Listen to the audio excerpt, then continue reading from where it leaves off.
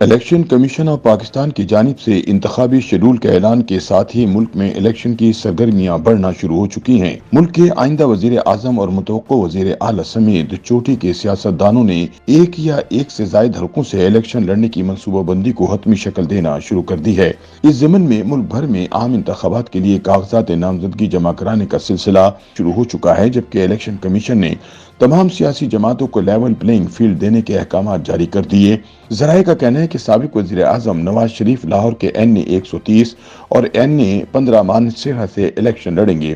جبکہ سابق وزیر اعظم شہباز شریف نے لاہور کے این اے 123 اور اس کے ساتھ صوبائی اسمبلی کی سیٹ پی پی 158 کے لیے کاغذات نامزدگی حاصل کیے ہیں۔ شہباز شریف نے کراچی کے حلقے این اے 242 سے بھی کاغذات وصول کر لیے۔ مسلم لیگ نون کی chief organiser Maryam Nawaz N اے 119 کے ساتھ ساتھ اسی حلقے سے صوبائی اسمبلی کی سیٹ کے لیے الیکشن لڑیں گی۔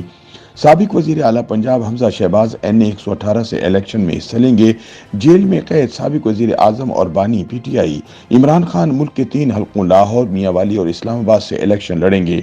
سابق صدر مملکت آصف زرداری نواب شاہ، سابق وزیر خارجہ بلاول بھٹو زرداری لاڑکانہ، جے یو آئی فے کے سربراہ مولانا فضل الرحمان اور فیصل کنڈی این اے 44 ڈیرہ اسماعیل خان سے میدان میں اتریں گے۔ سابق صوبائی وزیر عبدالعلیم خان نے این اے 119، پی پی 149 اور پی پی 150، شعیب صدیقی نے این اے 119، شفقت محمود نے این اے 128، ڈاکٹر یاسمین راشد نے پی پی 174 اور میاں اسلم اقبال نے پی پی 171 سے کاغذات نامزدگی حاصل کیے ہیں۔ سیالکوٹ سے سابق وفاقی وزیر خواجہ آصف نے 1 قومی اور 2 صوبائی حلقوں سے کاغذات نامزدگی حاصل کیے ہیں، جبکہ سیالکوٹ سے سابق وفاقی وزیر ڈاکٹر فردوس عاشق قوان نے بھی این اے 70 سے کاغذات وصول کیے ہیں۔ سابق وفاقی وزیر جہانگیر ترین کی بیٹی مہر خان ترین نے این اے 155 اور پی پی 227 سے کاغذات نامزدگی وصول کیے۔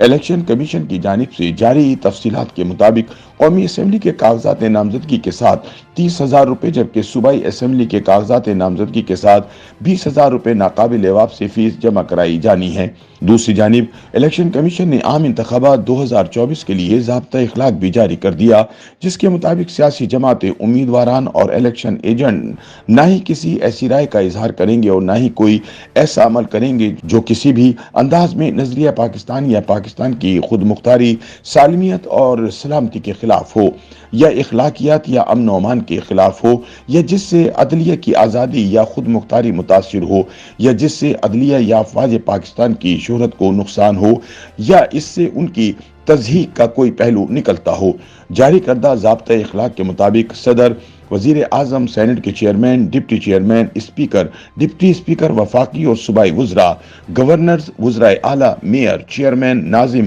مشیران کسی بھی حلقہ انتخاب کی انتخابی مہم میں حصہ نہیں لے سکیں گے، تاہم ممبران سینٹ اور لوکل گورنمنٹ کو انتخابی مہم میں حصہ لینے کی اجازت ہوگی۔